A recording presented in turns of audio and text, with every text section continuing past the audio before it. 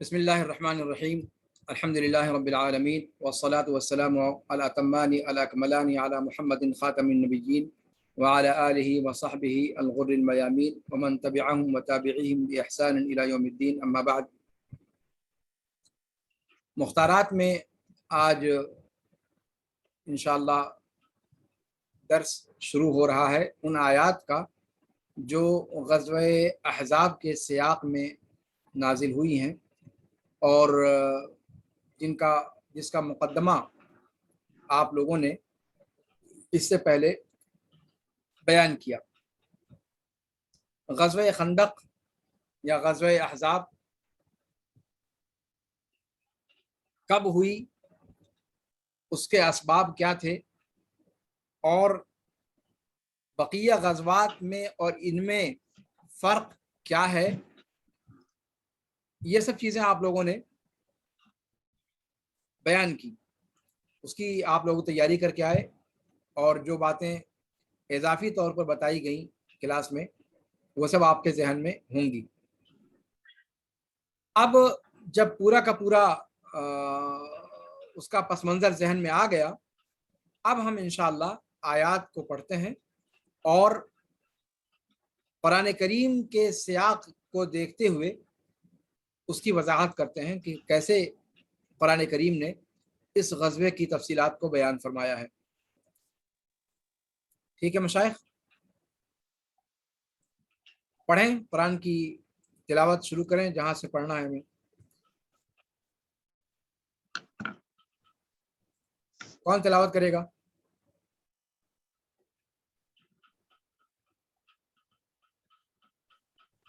کون تلاوت کرے گا آپ لوگوں میں سے؟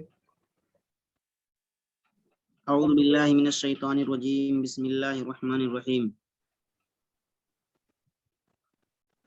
یا ایہا الذین آمنوا اذکروا اللہ، یا ایہا الذین آمنوا اذکروا نعمت اللہ علیکم اذ جاءتکم جنود فارسلنا علیہم ریحا وجنودا لم تروها وکان اللہ بما تعملون بصیرا۔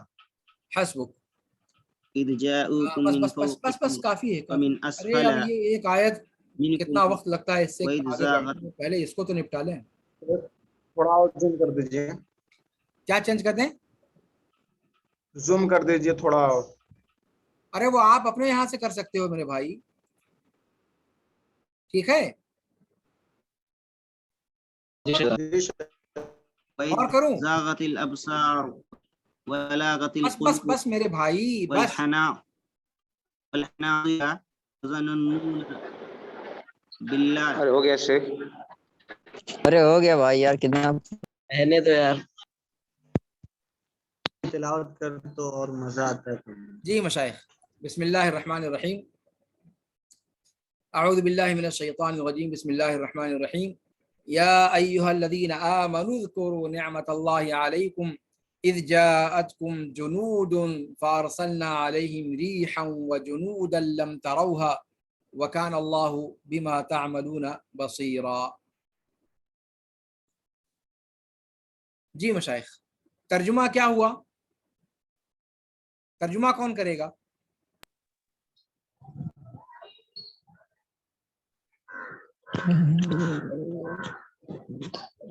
آپ لوگوں میں سے ترجمہ کون کرے گا؟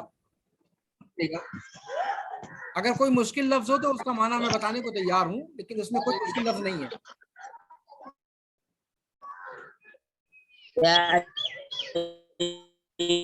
الذین اذکروا نعمت اللہ علیکم، اے ایمان والو تم اللہ کی نعمت کو یاد کرو جو تم پر نازل ہوئی۔ اذ جاءتکم جنود فارسلنا علیہم ریحا وجنودا لم تروها، تو ہم نے تم پر لشکر بھیجی اور طوفان بھیجا، وَلَمْ تَرَوْهَا، اور ایک ایسی لشکر بھیجی جو دکھائی نہ دینے فرشتے۔ وَكَانَ اللَّهُ بِمَا تَعْمَلُونَ بَصِيرًا، تعالیٰ جو تم کچھ، اور اللہ تعالیٰ دیکھتا ہے جو تم کچھ کرتے ہو، جو کچھ تم کرتے ہو۔ وہ تو سب ٹھیک ہے، لیکن تمہاری ٹوپی شریف کہاں ہے؟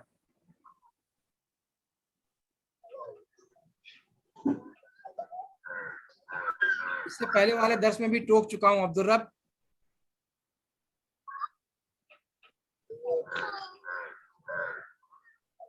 جی مشائخ، یا ایھا الذین آمنوا، اے وہ لوگوں جنہوں نے ایمان لانے کا اقرار کیا، الذین آمنوا، ٹھیک ہے مشائخ،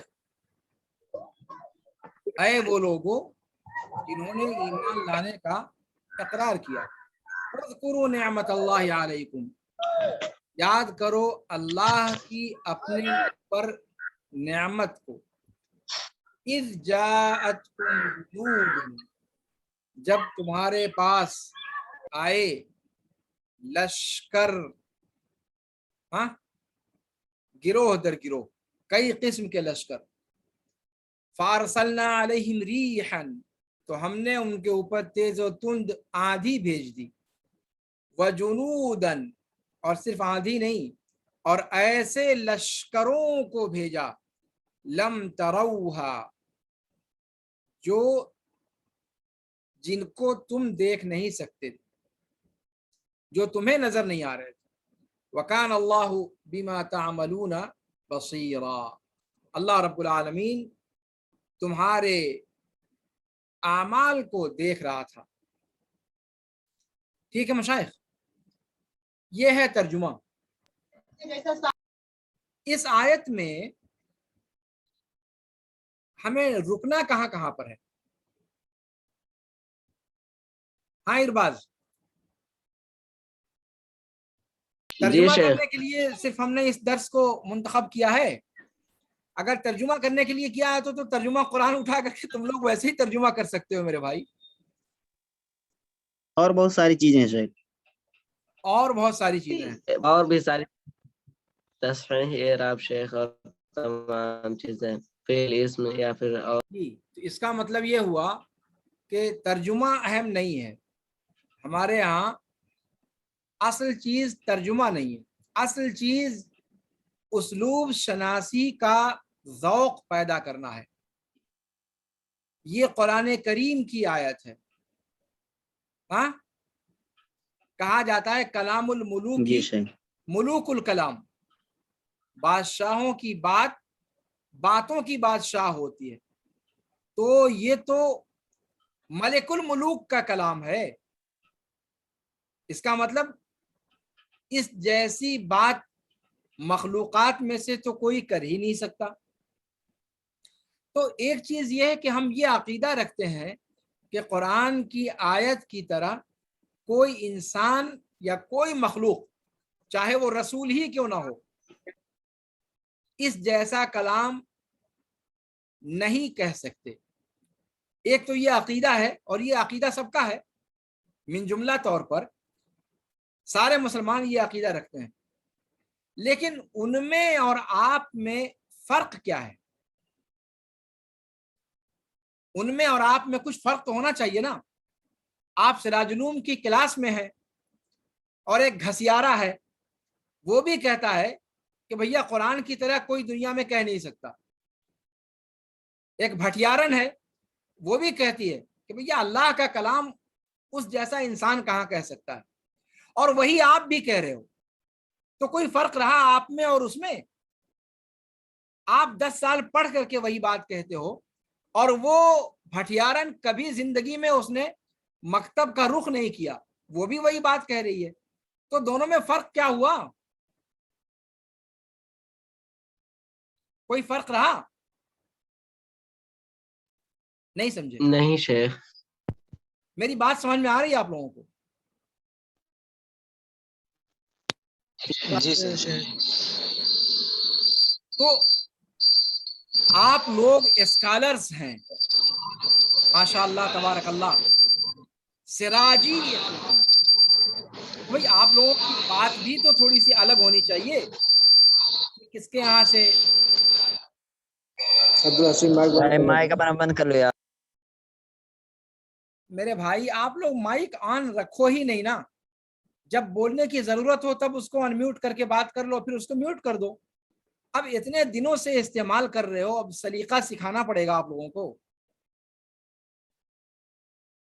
نہیں، آپ لوگوں کو مزہ آتا ہے پوری کلاس کو ڈسٹرب کرنے میں۔ جی مشائخ، تو میں یہ کہہ رہا تھا کہ بقیہ لوگوں میں اور آپ میں فرق ہونا چاہیے۔ قرآن کریم کو جب ہم کہتے ہیں کہ اس جیسا کلام کوئی اور نہیں کہہ سکتا، آپ جب کہیے گا آپ کے کہنے میں اور دوسرے لوگوں کے کہنے میں فرق ہونا چاہیے۔ اور فرق کیسے ہوگا کہ آپ کو دلیلوں سے بتانا پڑے گا کہ دیکھو اللہ کا کلام ہے، اس کے اندر یہ اور یہ پہلو ہے۔ اسی 1.5 سطر کو پڑھنے میں اگر صحیح طریقے سے پڑھیں گے سال بھر بھی اس کے لیے کافی نہیں ہے۔ صرف یہ 1.5 سطر ایک آیت جو ہے، 6 جائے کی مختارات کے اور بقیہ دروس، لیکن ہم ہر جگہ ایسے نہیں رکیں گے۔ بس ایک جھلک آپ لوگوں کو دکھلا دینا مقصد ہے تاکہ وہ معیار آپ کے سامنے آ جائے جس معیار سے کلام کو پرکھنا چاہیے۔ آپ یہ جانتے ہیں کہ قرآن کریم کے اندر، قرآن کریم یہ اللہ کا کلام ہے، اس کے اندر کوئی نقطہ، کوئی زیر زبر، کوئی حرف اپنی جگہ سے آگے اور پیچھے نہیں کیا جا سکتا، یا کیا جا سکتا ہے؟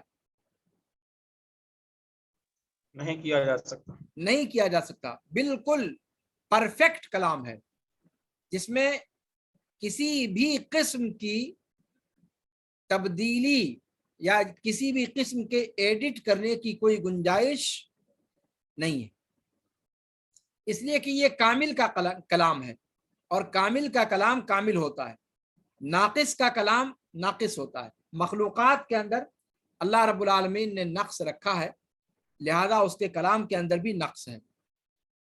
اور یہ مشہور قول ہے بعض متقدم مصنفین کا کہ ہم نے جب بھی کوئی کتاب لکھی اور جتنی مرتبہ اس کا مراجعہ کیا تو اس میں کچھ نہ کچھ گھٹانے کی ضرورت پڑی، کچھ نہ کچھ بڑھانے کی ضرورت پڑی، کچھ نہ کچھ بڑھانے کی ضرورت پڑی اور کچھ نہ کچھ گھٹانے کی ضرورت پڑی، کچھ نہ کچھ درست کرنے کی ضرورت پڑی، کچھ نہ کچھ کریکشن کی ضرورت پڑی۔ اور وہیں سے ہم نے سمجھ لیا کہ کمال صرف اللہ رب العالمین کے لیے ہے، مخلوقات کے لیے کمال نہیں ہے، چاہے جتنے بھی ترم خواہ ہوں، ہاں، لیکن کسی بھی انسان کی لکھی ہوئی تحریر کامل نہیں ہو سکتی، اس کے اندر حذف اور اضافے کی اور بڑھانے اور گھٹانے کی گنجائش موجود رہتی ہے، سوائے قرآن کریم کے۔ اور چونکہ قرآن کریم کے اندر کسی بھی قسم کے اضافے اور حذف کی گنجائش، کریکشن کی گنجائش نہیں ہے، اس لیے آپ آنکھ بند کر کے اس پر بلاغہ کے اصول و ضوابط کو برت سکتے ہیں، مکمل طور پر، کھلے طور پر، اطمینان کے ساتھ، ہے کہ نہیں؟ جی شیخ۔ اس آیت میں سب سے پہلی چیز کون سی ہمیں روکتی ہے؟ سب سے پہلی کون سی چیز ہے جہاں پر ہمیں رکنا چاہیے؟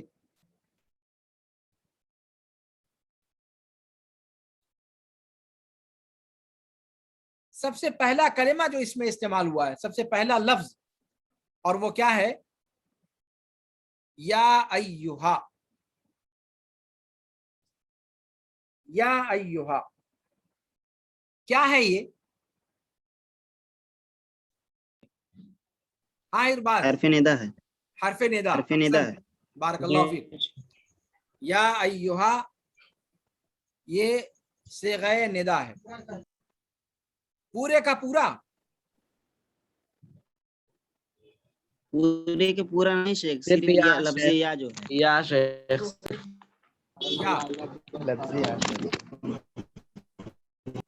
طیب، حرف ندا یا کے علاوہ بھی کچھ ہیں؟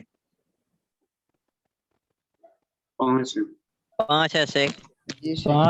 کیا کیا ہے؟ 5 یا آیا حیا ای حمزہ مفتوحہ حمزہ مفتوحہ حمزہ ندا، حمزہ ندا، حمزہ شیخ، میں استفہام اپنا نہیں، ویڈیو بند کرنا حمزہ حمزہ مفتوحہ استفہام والا نہیں، حمزہ ندا کا، مفتوح حمزہ ای یا آیا حیا، ٹھیک ہے؟ جی شیخ اس کی تفصیل کیا ہے؟ سب مطلق ندا کے لیے ہیں یا اس میں حروف کے اندر کچھ تقسیم ہے؟ ہے شیخ، کیا تفصیل ہے؟ کچھ دور کے لیے آتے ہیں، کچھ قریب کے لیے آتے ہیں۔ کچھ دور کے لیے آتے ہیں، کچھ قریب کے لیے آتے ہیں۔ دور کے لیے کون، قریب کے لیے کون ہے؟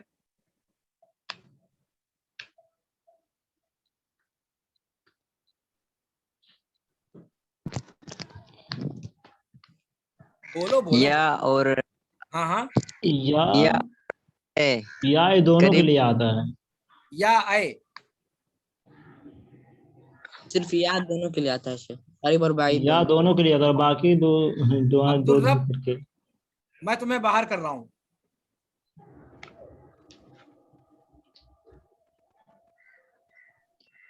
کیا مسئلہ ہے تمہارا؟ شیخ عبدالرب ٹوپی نہیں مل رہی، نہیں مل ٹوپی رہی نہیں تو مل پھر رہی۔ کلاس سے باہر جاؤ، کچھ ڈھونڈ کر کے لاؤ یا پھر میں تمہیں کلاس سے باہر کرتا ہوں۔ عجیب انسان ہو یار، بے شرمی کی انتہا ہے۔ پچھلی گھنٹی میں ٹوک چکا ہوں، پھر میرے سامنے ویسے ہی آ گئے ہو۔ انسان ہو کہ تم کیا ہو آخر؟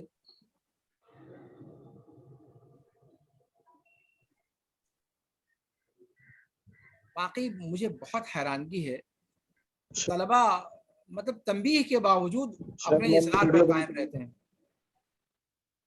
ایسے کس جنگل میں لوگ ہیں کہ جہاں ٹوپی میسر نہیں ہے؟ جی مشائخ، تو کیا کہہ رہے تھے کہ قریب کے لیے کون ہے؟ شیخ میں نے اپنا ویڈیو بند کر لیا شیخ، آواز نہیں آ رہی، نیٹ ورک صحیح نہیں ہے، کٹ جا رہا۔ ٹھیک ہے، بہتر۔ قریب کے لیے کون ہے؟ یا یہ قریب اور بعید دونوں کے لیے آتا ہے شیخ۔ ارے پہلے قریب تو بتاؤ میرے بھائی۔ ای حمزہ اور اے، اور ای یہ دونوں قریب کے لیے، یا قریب کے اور لیے، ایسے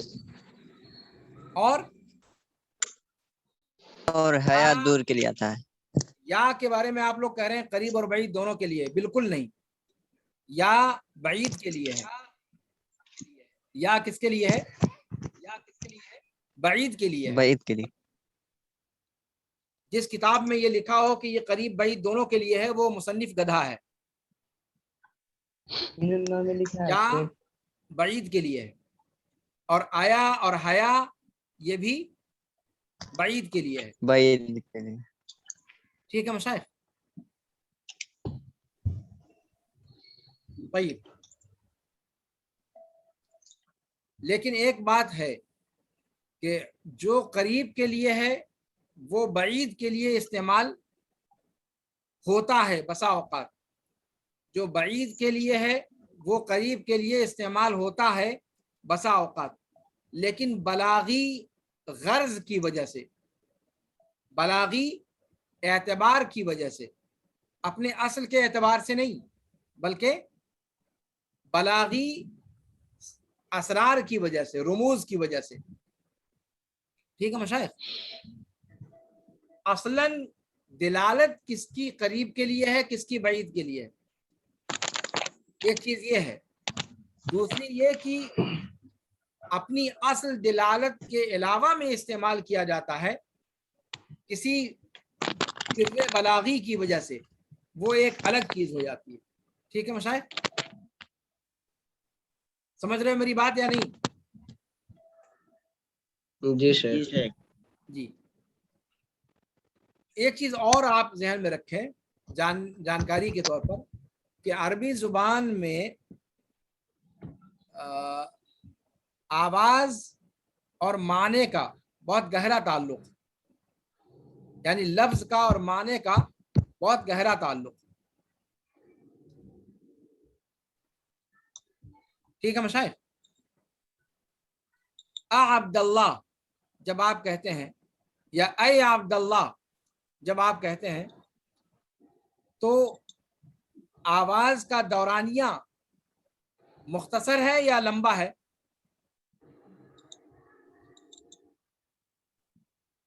آ اور ای جب یہ دونوں آپ بولتے ہیں تو آواز کا دورانیہ مختصر رہتا ہے یا لمبا رہتا ہے؟ مختصر رہتا ہے. مختصر رہتا ہے.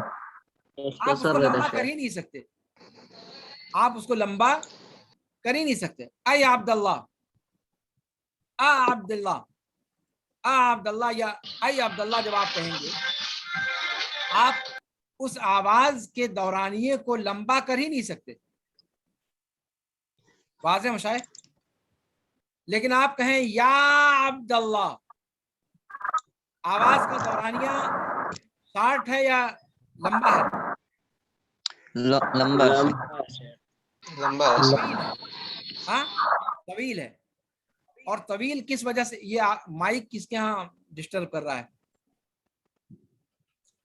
آواز کا دورانیہ طویل ہونا یہ ظاہری مسافت کو درشاتا ہے. جب آپ کسی قریب شخص کو بلائیں گے تو آ اور اے کہیں گے. جب آپ سے مسافت میں دور کوئی شخص ہے تو اس کو پکارنے کے لیے آواز کا دورانیہ بڑھائیں گے،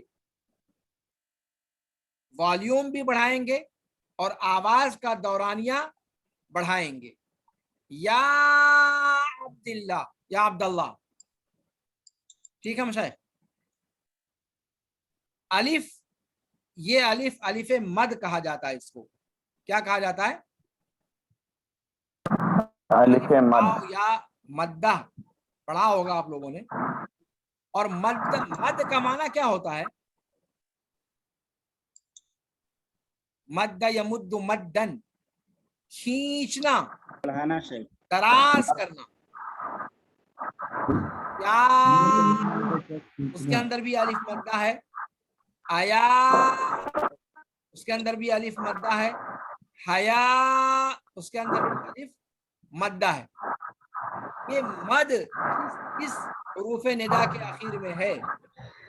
وہ دور کے لیے ہے.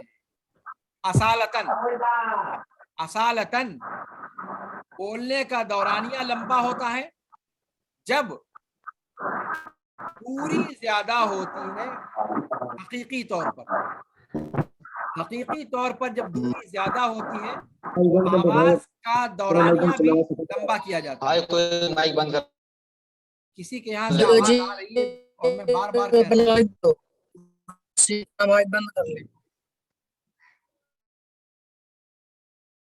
ٹھیک ہے مشائخ؟ شیخ صرف 50 MB بچہ ہے، اپنا کیمرہ آف کر لیتا ہوں شیخ. کون؟ ارباز شیخ. ہاں کیا کہہ رہے ہو؟ صرف 50 MB بچہ ہے شیخ، کیمرہ آف کر لیتا ہوں.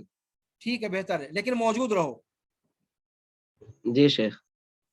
جی جی سر. ہاں مشائخ، تو کیا کہا ہم نے کہ ہر وہ حروف ندا، حرف ندا جس کے اخیر میں الف مدہ پایا جاتا ہے وہ دورانیہ، بولنے کا دورانیہ لمبا ہونے کو درشاتا ہے. اور بولنے کا دورانیہ بڑھایا جاتا ہے جب ظاہری مسافت دراز ہوتی ہے، جب ظاہری مسافت زیادہ ہوتی ہے. ٹھیک ہے مشاہد؟ اس اعتبار سے حروف ندا میں سے ہر وہ حرف جس کے اخیر میں الف مدہ پایا جاتا ہے وہ دور کے لیے استعمال ہوتا ہے، اور ہر وہ حرف ندا جس کے اخیر میں الف مدہ نہیں ہے وہ قریب کے لیے استعمال ہوتا ہے. یہ ہے اصل، یہ ہے. میری آواز سن رہے ہیں آپ لوگ؟ جی جی شیخ آ رہی آواز. کیا کہا میں نے؟ ضمیر اللہ.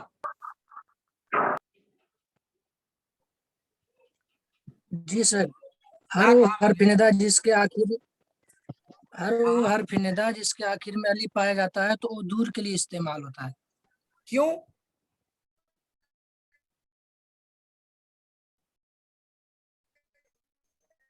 کیوں اشفاق بتاؤ کیوں؟ جس کے اندر الف مدہ پایا جاتا ہے وہ دور کے لیے استعمال ہوتا ہے. کیوں؟ کیونکہ شیخ مد کھینچنے کے لیے ہوتا ہے، مطلب مد اسے کھینچنے طول کے لیے کرنے کے ہوتا ہے. لیے. احسن. آواز کا دورانیہ بڑھتا ہے اور عربی زبان میں آواز میں اور معنی میں مطابقت ہے، بولنے میں اور اصل معنی کے اندر مطابقت ہوتی ہے. ٹھیک ہے مشائخ؟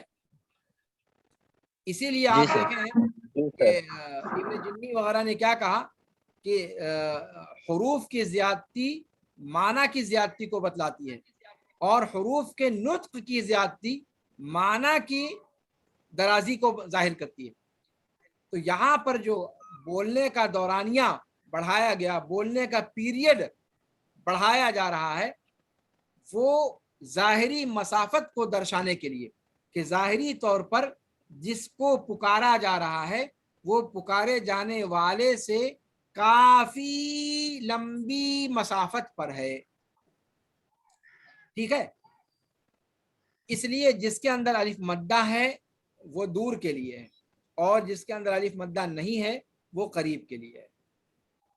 لیکن وہ حروف ندا جو دور کے لیے ہیں بسا اوقات قریب کے لیے استعمال کیے جاتے ہیں، اور جو قریب کے لیے ہیں وہ بسا اوقات دور کے لیے استعمال کیے جاتے ہیں، لیکن بلاغی اعتبارات سے، اپنے اصل اور حقیقی معنی کے اعتبار سے نہیں، بلکہ بلاغی وجوہات کو دیکھتے ہوئے.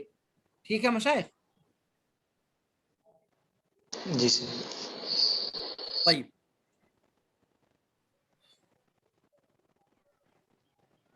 اچھا، یا اور یا ایہا میں کیا فرق ہے؟ یہ بات تو ہو گئی یا کے بارے میں.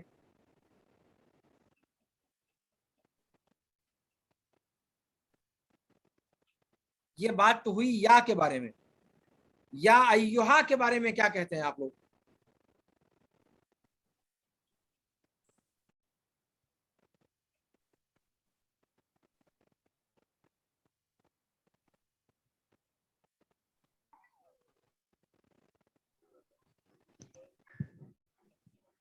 ہاں مشائخ.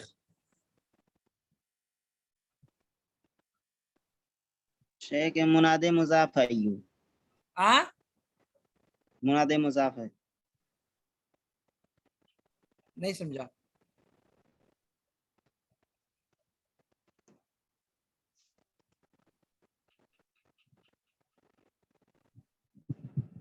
یا ایہا، ایہا یہ ایک ہی لفظ ہے یا اس کے اندر تفصیل ہے؟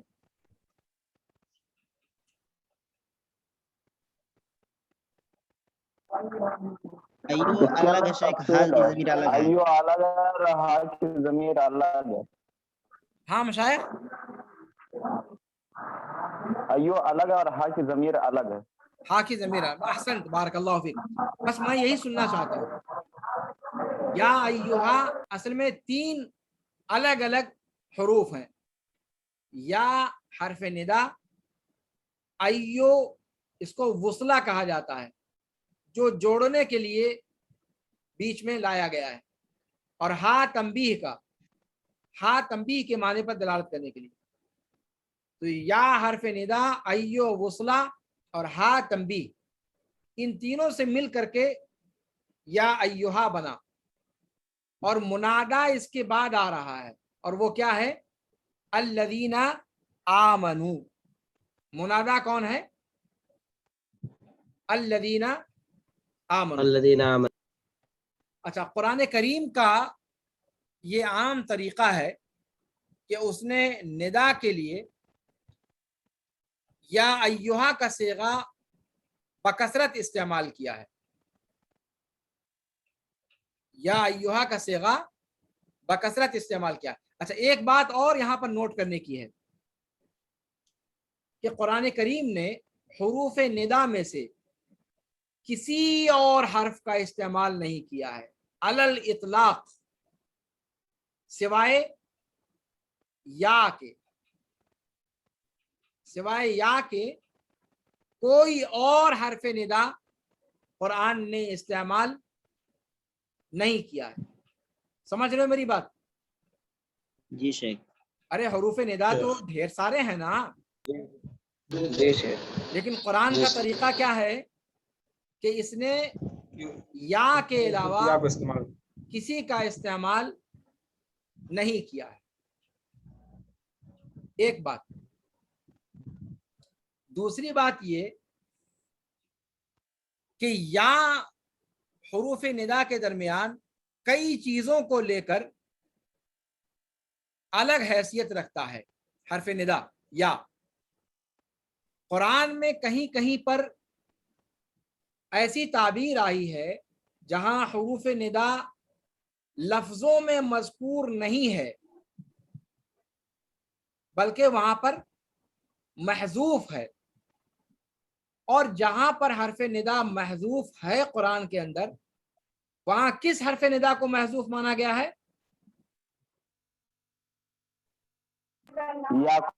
یا کو۔ جہاں محذوف بھی مانا، بھائی کون ہے یہ، کیوں ڈسٹرب کرتا ہے؟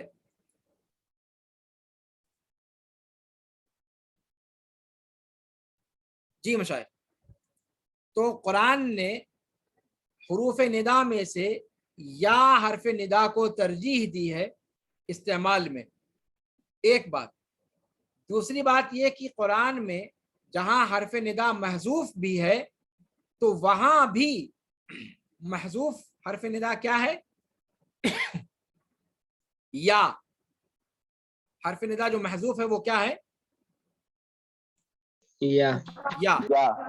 جیسے سورہ یوسف میں قرآن کہتا ہے یوسف اعرض عن هذا واستغفری لذنبک انکی کنت من الخاطئین۔